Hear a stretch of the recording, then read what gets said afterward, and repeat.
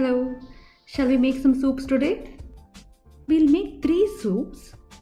All of them will have more or less similar ingredients and similar method of preparation.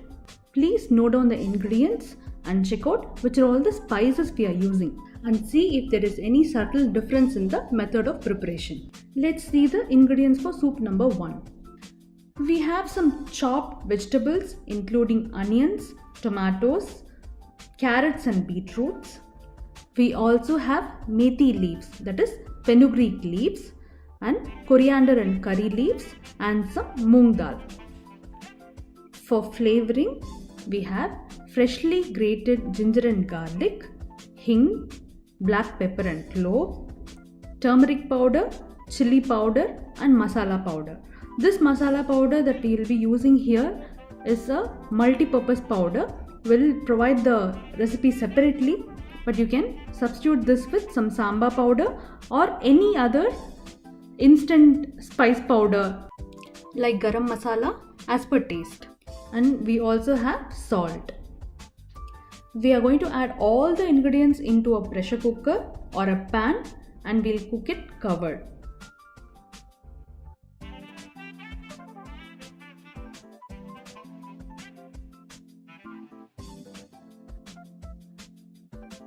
Adding the moong dal now. Moong dal can be substituted with any other dal like tur dal, or we can also add some ragi powder, that is finger millet powder, and other millet powders also. Here is a multi-purpose powder I mentioned about. Below you can find a link to it. I'm adding 2 teaspoons of this powder. You can instead use sambar powder or garam masala. Now the turmeric powder, we'll add 1/4 of a teaspoon. Sometimes even a pinch of it is enough. Now adding 1/4 of a teaspoon of salt. Why only 1/4 of a teaspoon of salt? Why not more? Usually for this quantity of any vegetable stew or soup, we tend to add half a teaspoon to 1 teaspoon of salt as per taste. But you'll see why I'm adding very less in a short while. But the idea is if we add very less, we can add more after tasting it. After it is done, we can add more. If we add more at the start itself, it will be very difficult to reduce the salt content. We'll have to add more water to it. Now the chili powder, again as per taste and optional. Now we'll add 2 cups of water. We'll mix it and pressure cook it with the weight on.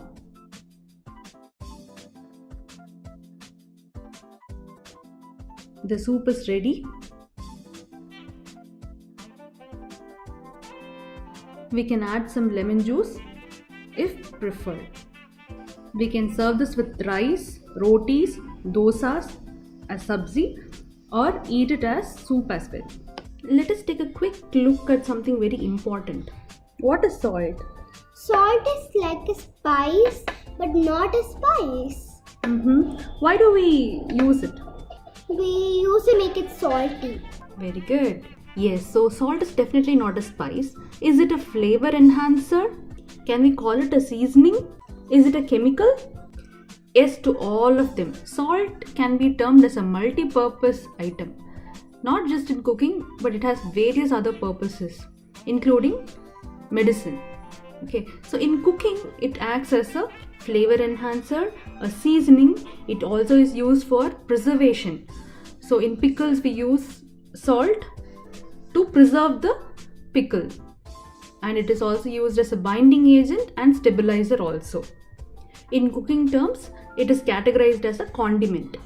How much of salt should we use? In general, it is said that a healthy adult, that is a grown-up, a normal person, can consume less than 1 teaspoon of salt per day. Salt is composed of something called as sodium and chloride. Sodium chloride is the chemical name of salt. This sodium, it is very important for a healthy body. It helps with muscles and nerves, but not in bigger quantity. Very small quantity makes a healthy body. Okay, so doctors say we can consume up to 1 teaspoon per day. That includes breakfast, lunch, dinner, snacks, everything, which will meet the recommended sodium content that a normal body requires in a day. So if you're cooking for 4 people in our house, it means at the maximum we can use 4 teaspoons of salt the entire day for all the food items we prepare. That brings us to another very interesting and important aspect. These days we eat a lot of packed foods, from processed cheese to our noodles to our pasta, even the store-bought sauces. They all contain different forms of sodium, from baking soda, that is sodium bicarbonate, to sodium glutamate. So on the whole, when we see our intake of sodium, it kind of exceeds the recommended quantity. So that is why it is always smart to lower the amount of salt that we use in our cooking. At the same time, we need that small quantity for a healthy body. So much less is also not good, and too much is also not good. Always we have to stick to the right quantity. But how much of salt should we use in a recipe? Because that is where we all get confused. We add more or we add very less. So I always say less is better, because we can always add required quantity as per taste later on. After it gets cooked, we can just sprinkle some salt and eat it. But still, for a good cooking, we need to add the right quantity, isn't it? A very wise person once told me that for making sambar, when we use the tamarind, right, make it into a ball. We usually say lemon sized ball, right? So they asked me to dip it in salt and remove the excess. So there will be a fine 1 coat of salt around the tamarind. So that will be the amount of salt that will be required for the given quantity of sambar that we are making. Interesting, isn't it? Another expert told that if we can find out the total quantity of the recipe we will be making and take less than 1% of the total weight as salt. For example, if we are making 1 kg of, say, a soup, okay, if we take 1% of it, that is 10 grams of salt or less than 10 grams of salt, it should be enough for the recipe. Maybe you can try it out. We will also upload the video separately to give an idea.